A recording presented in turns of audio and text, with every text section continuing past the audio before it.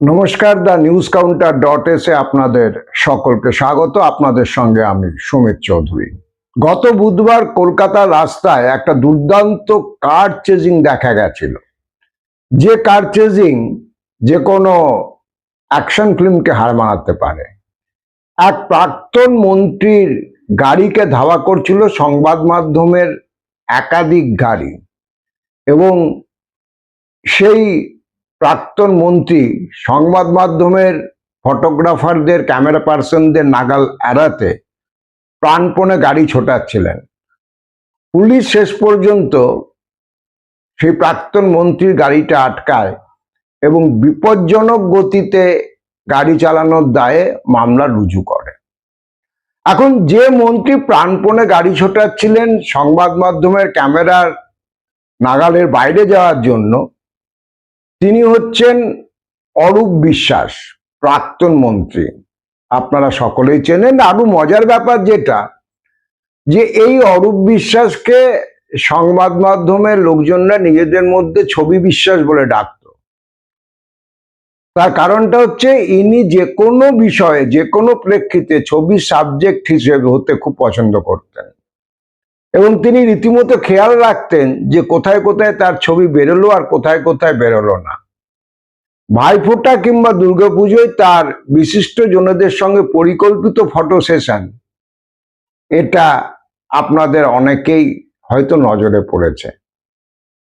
এমনকি এখন যে সমস্ত কলা কুশলী সাংবাদিক, সঞ্চালিকা, তারা অরূপ বিশ্বাস বা তৃণমূলের সঙ্গে তাদের দূরত্ব প্রমাণে মরিয়া, তাদেরও অনেককে দেখা গেছে লাইন দিয়েই অরূপ বিশ্বাসকে ফোঁটা দিয়ে আসতে এবং তার ছবি সগর্বে নিজের নিজের সামাজিক মাধ্যমে পোস্ট করতে।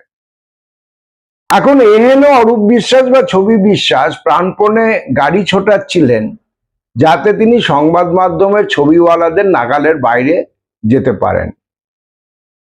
ইতিহাসের অনেক রকম পরিহাস থাকে, কিন্তু ইতিহাস তো অনেক বড় ব্যাপার। এরকম ছোটখাটো পাতিহাসের মুহূর্ত যখন সৃষ্টি হয়, সেগুলো খুব একটা কম মজার নয়, এটার থেকে বোঝা যাচ্ছে। To be on a more serious note, আমি যে কথাটা আজকে বলবার জন্য এই বুলেটিন, সেটা হচ্ছে আপনাদের সেই সুইয়ারের বিখ্যাত কথা সংলাপ প্রত্যেকে জানেন, একটু ব্রুটাস তুমিও। মাননীয়া মমতা বন্দ্যোপাধ্যায়ের একান্ত বিশ্বাসভাজন দক্ষিণ কলকাতার বিশ্বস্ততম দক্ষিণহস্ত হিসেবে পরিচিত অরূপ বিশ্বাস, তিনিও শেষ পর্যন্ত বিদ্রোহী কোট আনকোট তৃণমূলের ঋতব্রতদের দিকে ব্রত যাপনে উৎসাহী হয়েছেন, এমতো খবর পাওয়া গেছে।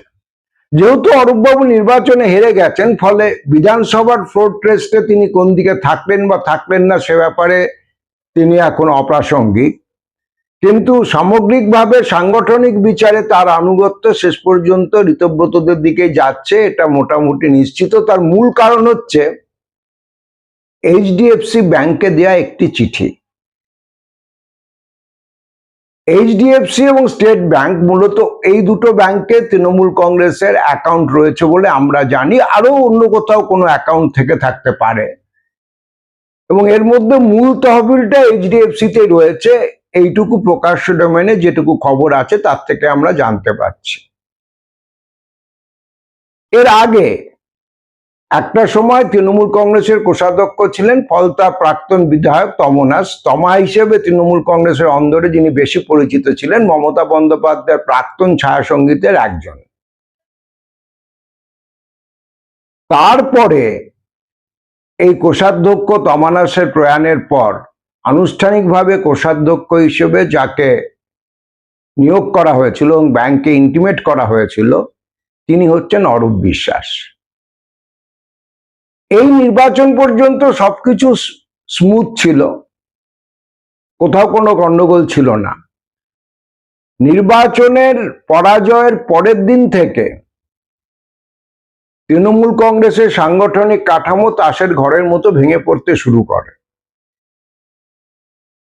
24 ঘন্টার মধ্যে মমতা বন্দ্যোপাধ্যায় বুঝে যান যে তার অবস্থা ভাতৃঘাতী যুদ্ধে লিপ্ত আওরঙ্গজেবের থেকেও খারাপ, এবং তিনি আনুষ্ঠানিকভাবে সমস্ত কমিটি এবং সমস্ত পদাধিকার ভেঙে দিয়েছিলেন, নতুন করে সেগুলো সংগঠিত করতে শুরু করেন। এখনো সেই প্রক্রিয়া চলছে।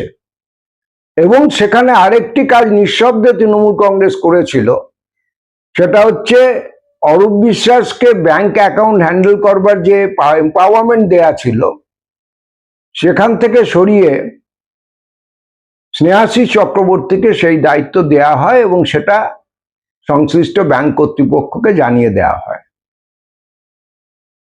তখনই এটা বোঝা গেছিল যে মমতা বন্দ্যোপাধ্যায়ের কাছে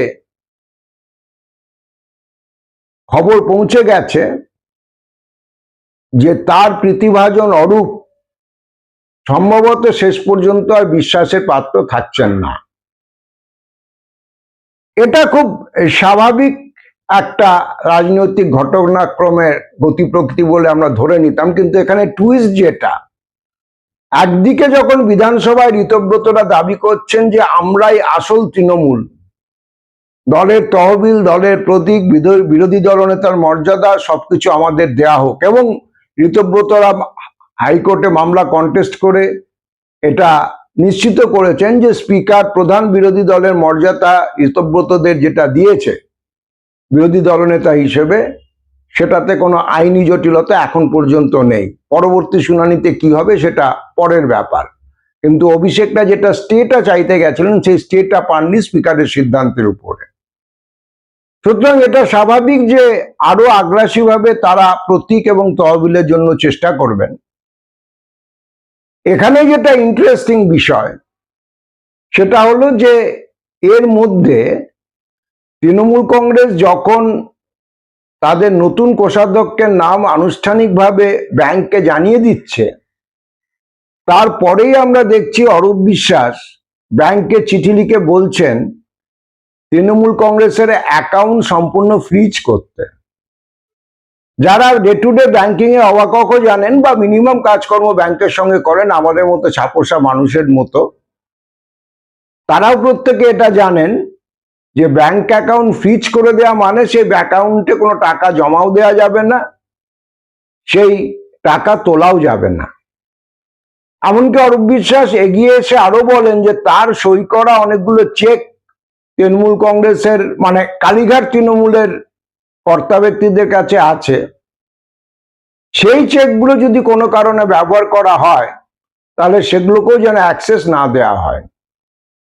অর্থাৎ এটা পরিষ্কার যে অরূপ বিশ্বাস চেয়েছেন মমতা বন্দ্যোপাধ্যায় তৃণমূল কংগ্রেসের যাতে দলীয় তহবিলের উপর কোনো নিয়ন্ত্রণ আর না থাকে।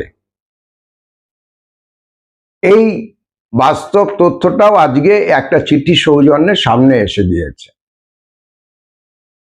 এবং যারা খোঁজ খবর রাখেন তারা বলছেন যে অরূপ বিশ্বাস কার্যত রাজনৈতিকভাবে ভেসে থাকা তো অনেক দূরের ব্যাপার, আপাতত তিনি নিজের পিঠ বাঁচানোর জন্য ঋতব্রত শিবিরের সঙ্গে পুরোপুরি চলে গেছেন।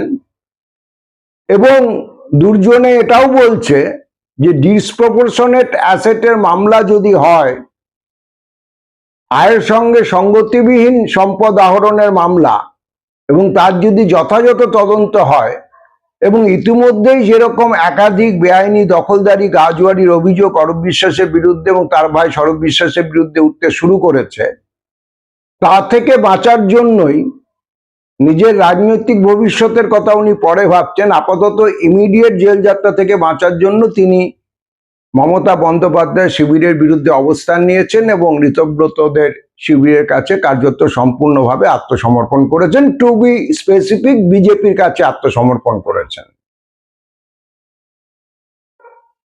আর আমরা কিছুতেই আর বিস্মিত হচ্ছি না, তার কারণ হচ্ছে যে আমরা এটাও দেখছি যে ইতিমধ্যেই তৃণমূল কংগ্রেসের রথী মহারথীদের মধ্যে অনেকেই পাল্টি খেয়ে গেছেন, অনেকেই ভালো তৃণমূলের সার্টিফিকেট জোগাড় করবার জন্য মরিয়া, এবং বিজেপি নেতৃত্ব সূক্ষ্মভাবে তাদের কাজে লাগানোর চেষ্টা করছেন। আর লোকসভাতে তো আপনারা দেখেছেন সূক্ষ্মতার কোনো ব্যাপার নেই, সরাসরি মোটা দাগে তাদেরকে এনসিপি নামক একটি নামগোত্রহীন দলে সামিল করে দেওয়ার চেষ্টা চলছে। যে দলের যারা সংগঠক তাদের রাজনৈতিক অতীত এবং নৈতিক অতীত নিয়ে নানা প্রশ্ন ইতিমধ্যে উঠতে শুরু করেছে। সুতরাং এইরকম একটা দিনে আমার মনে হয় যে মমতা বন্দ্যোপাধ্যায় সত্যি সত্যি বুঝতে পারছেন, রূপবান হোক বা অরূপ হোক, কেউই বোধহয় শেষ পর্যন্ত তার আর বিশ্বাসের পাত্র থাকলো না। TheNewsCounter.s এখন এই পর্যন্ত। দেখা হবে পরবর্তী এপিসোডে। সকলে খুব ভালো থাকবেন।